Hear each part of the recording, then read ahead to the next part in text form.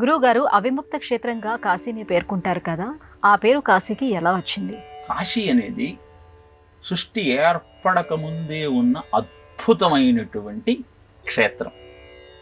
మీరే సృష్టి అంటున్నారు, ఏర్పడక ముందే ఈ క్షేత్రం ఎలా ఉంటుందన్న సందేహం మీకు కలుగుతుంది. బ్రహ్మదేవుడు పరమాత్మ ఆదేశంతో సృష్టి చేయాలన్న సంకల్పాన్ని చేసుకున్నాడు. కానీ సృష్టి చేయాలి అంటే తపశ్శక్తి కావాలి. తపహ తపహ తపహ అన్న మాటలు వినపడ్డాయి ఆయనకి. మరి తపస్సు చేయాలి అంటే భూమి కావాలి, అంతా జలమయమై ఉన్నది. ఎలా అని ఆలోచిస్తున్న సమయంలో సదాశివుడు తన త్రిశూలం మీద ఒక క్షేత్రాన్ని ఏర్పాటు చేశాడు. ఆయన పాలభాగం నుంచి వచ్చిన కాంతితో పంచక్రోశముల యొక్క ప్రదేశం ఏర్పడింది.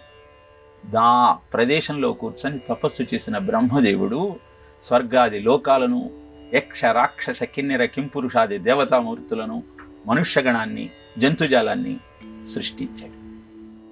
అనంతరము ఆయన సృష్టిలో ఈ కాశీని విలీనం చేశాడు మహాదేవుడు.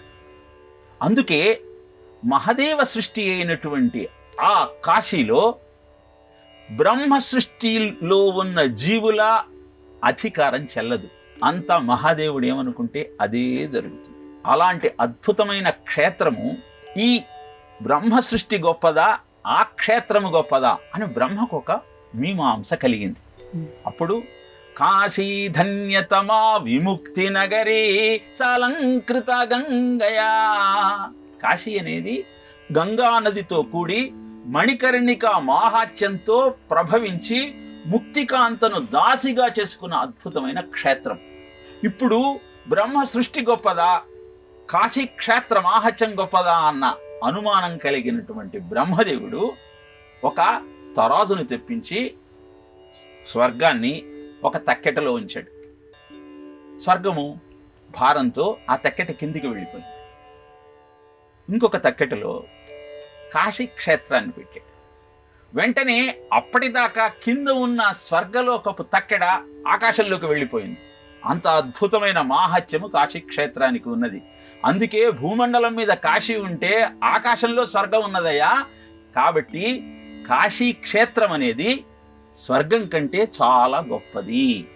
ఎందుకని ఇంత వివరణ ఇస్తున్నాను అంటే, ఇంత అద్భుతమైన కాశీ క్షేత్రంలో సదాశివుడు ఎల్లవేళలా ఉంటాడు అని మన నమ్మకము. ఎందుకంటే ఉంటాను అని తాను ప్రతిజ్ఞ చేశాడు కనుక. అందుకే ఎవరెవరైతే ఆ క్షేత్రంలో ఉంటారో వాళ్ళు ప్రళయకాలంలో కూడా కాశీ పట్టణాన్ని ఆశ్రయించి ఉండే పార్వతీ పరమేశ్వరుల యొక్క కృపా కటాక్ష వీక్షణాలకు పాత్రులు కాగలుగుతారు. కనుక కాశీని అవిముక్త క్షేత్రము అన్నారు.